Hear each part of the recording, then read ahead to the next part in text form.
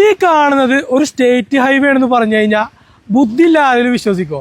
എന്താ വിശ്വസിച്ചേ പറ്റുള്ളൂ. ഇതൊരു സ്റ്റേറ്റ് ഹൈവേ ആണ്. ഇത്രയും മോശപ്പെട്ട റോഡ് തമിഴ്നാടൻ ഉണ്ടോയെന്ന് എനിക്കറിയില്ല. കാരണം അത്രയും മോശപ്പെട്ട റോഡ്. നമ്മുടെ കേരള റോഡൊക്കെ ഒന്ന് കാണണം. എന്താ റോഡ് വർക്കൊക്കെ കഴിഞ്ഞിട്ടാണ് ഫിനിഷ് ആയിട്ട് അടിപൊളി റോഡല്ലേ.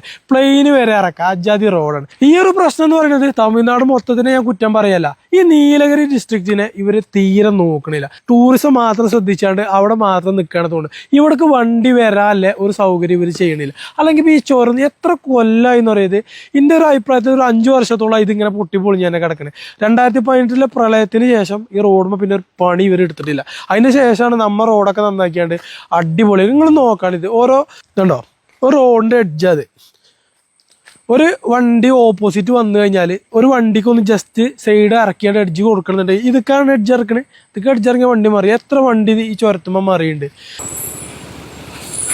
ഇതുപോലത്തെ വലിയ വലിയ കണ്ടെയ്നർ ലോറികളാണ് ഇതിലെ കൂടുതലായിട്ടും പോണത്. പിന്നെ ഊട്ടിക്കുള്ള കേരളത്തിൽ നിന്ന് പ്രധാന റോഡ് മാർഗ്ഗം അത്. ഇത് കൂടെയാണ് ടൂറിസവും കാര്യങ്ങളൊക്കെ വർദ്ധിക്കണേ. ഇങ്ങനത്തെ റോഡായി കഴിഞ്ഞാൽ ആരാ വരിക? ഇനി എത്രത്തോളം അപകടങ്ങളായി ഇത്രയും മോശപ്പെട്ട റോഡിലൂടെ പോകുന്നു കഴിഞ്ഞാൽ നമുക്ക് സംഭവിക്കാം. നമ്മുടെയൊക്കെ ജീവന സ്വത്തിനൊക്കെ എന്ത് ഉത്തരവാദിത്തമാണ് ഇവിടുത്തെ സർക്കാരും കാര്യങ്ങളൊക്കെ കൽപ്പിക്കുന്നത്.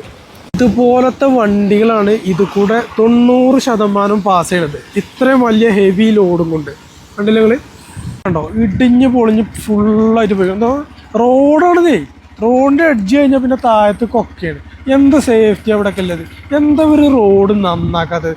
അല്ലെങ്കിൽ അതിനനുസരിച്ച് യാത്രകൾ ഇവിടെ ഗതാഗതം പോലും അതിനനുസരിച്ച് ക്രമീകരിക്കണം. റോഡ് നന്നാക്കണം. ഇത് ആകെ എന്തോ ഇതിപ്പോൾ ഇനി കുറേ ആൾക്കാർ ഒരു വലിയൊരു ദുരന്തം ഉണ്ടാവുകയോളം ഇവർ കാത്തിക്കാൻ തോന്നുന്നുണ്ട്. ഇവിടുത്തെ ഈ ബാരിക്കേഡും കാര്യങ്ങളൊക്കെ ഫുള്ള് പോയിട്ടുണ്ട്.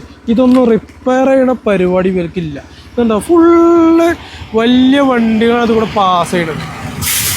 ഇപ്പം ഞാൻ നമ്മളെ കേരള തമിഴ്നാട് ബോർഡറിലല്ലത്.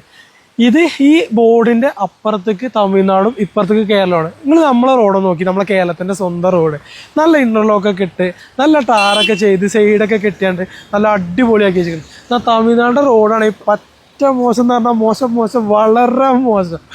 ഇത്രയും വൃത്തിയായിട്ട റോഡ് നമ്മളെ പരിസരത്ത് എവിടെ ഉണ്ടാവില്ല. അത്ര മോശം റോഡ്. മോശം എന്ന് പറഞ്ഞാൽ ഇതിലൂടെ യാത്ര ചെയ്യുന്ന ആൾക്കാർക്ക് എന്ത് സേഫ്റ്റി അല്ലേ? നമ്മളൊക്കെ ഇൻഷുറും ടാക്സൊക്കെ കൊടുത്തിട്ടല്ലേ റോഡ് കൂടെ വണ്ടി ഓടണേ. അപ്പം നമുക്കില്ല സേഫ്റ്റി റോഡൊക്കെ തരല്ലേ സർക്കാരിൻ്റെ ഉത്തരവാദിത്തമാണ് അല്ലേ? ആണ്. അപ്പം നമ്മൾ പ്രതികരിക്കണം. ഞങ്ങൾക്ക് ചെയ്യാൻ കഴിയണതാണ് ഞങ്ങൾ വീഡിയോ കാര്യങ്ങളൊക്കെ ചെയ്തുകൊണ്ട് ഞങ്ങൾ ചെയ്യണത്. അപ്പോൾ ഇത് കൂടെയൊക്കെ വരുന്ന ആൾക്കാർ പ്രത്യേകം ശ്രദ്ധിക്കണം. ഫാമിലിയും കാര്യങ്ങളൊക്കെ കൊണ്ടുവരുന്ന ആൾക്കാർ കോടൊക്കെ മൂടി നിൽക്കുന്ന സമയത്ത് നമുക്ക് റോഡ് കറക്റ്റ് കാണാൻ കഴിയില്ല. അപ്പോൾ വണ്ടിയൊക്കെ പതുക്കെ പോവുക, സ്ലോ ആയിട്ട് പോവുക. കോടലുള്ള സമയത്ത് എഡ്ജൊക്കെ നോക്കിയിട്ട് ഇറക്കുക. നമ്മൾ എഡ്ജൊക്കെ ഇറക്കുമ്പോൾ ശ്രദ്ധിക്കണം. വലിയൊരു ദുരന്തം ഉണ്ടായിട്ട് ഇതൊന്നും ഞങ്ങൾ വന്നാണ്ട് നിങ്ങളോട് പറഞ്ഞിട്ട് ഒരു കാര്യമില്ല. അപ്പോൾ അതിൻ്റെയൊക്കെ മുമ്പായിട്ടാണ് ഞങ്ങളിതൊക്കെ അറിയിക്കുന്നത്. റോഡ് വളരെ മോശമാണ്. അപ്പോൾ ശ്രദ്ധിച്ചും കണ്ടിട്ടൊക്കെ വേണം വണ്ടി ഓടിക്കാൻ, പ്രത്യേകിച്ച് ഫാമിലിയും കാര്യങ്ങളൊക്കെ. പിന്നെ നല്ല ലോറി ഡ്രൈവർമാരോട് കൂടിയാണ് പറയുന്നത്, നിങ്ങളൊക്കെ ശ്രദ്ധിക്കണം. കാരണം നിങ്ങൾക്ക് രാത്രി സമയത്തൊക്കെ ഒരുപാട് യാത്ര ചെയ്ത് വരുന്ന ആൾക്കാരാണ്. ഉറക്കില്ലാതൊക്കെ വരുന്ന ആൾക്കാരുണ്ടാവും. അപ്പോൾ അത്രയും ശ്രദ്ധിച്ചിട്ട് വേണം നമുക്ക് ഈ ചുരത്തിലൂടെ യാത്ര ചെയ്യാൻ വേണ്ടിയിട്ട്. അപ്പോൾ okay, signing off LRA vlogs.